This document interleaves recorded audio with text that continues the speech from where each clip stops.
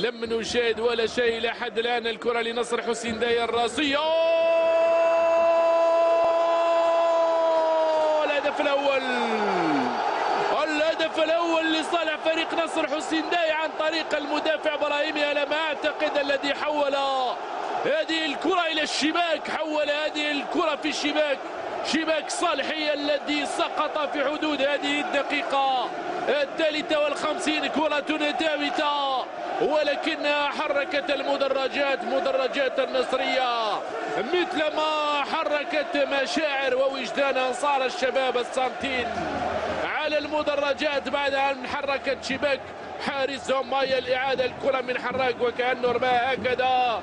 الراسية الأولى من المدافع من سمر، ولكنه هيأ لإبراهيمي، وضع من دون عناء. هدف أول، هدف منتظر منه الكثير، هدف منتظر منه أنه يحيي المباراة ويعطينا النسق الآخر. طلق واجي ضيعها مرة أخرى. البحث عن قاسمي معزول في الهجوم أمام نعماني، يراوغ يروض. الكرة جميلة جميلة جميلة جميلة جميلة جميلة جميلة. أوه، ما أروع هذا الهدف، ما أروع هذا الهدف، ما أجمل هذا الهدف.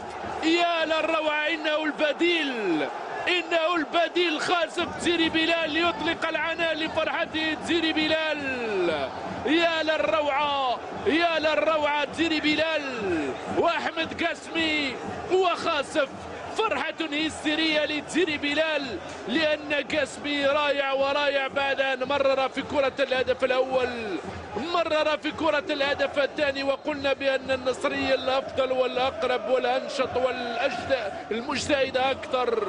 فجاء هذا الهدف، فجاء هذا الهدف بلمسة البديل بمجرد دخوله. شاهد كيف مرر له بكرة محصورة بين العارضة الأفقية والقائم، لا يحبدها لا الصالحي ولا أي حارس آخر.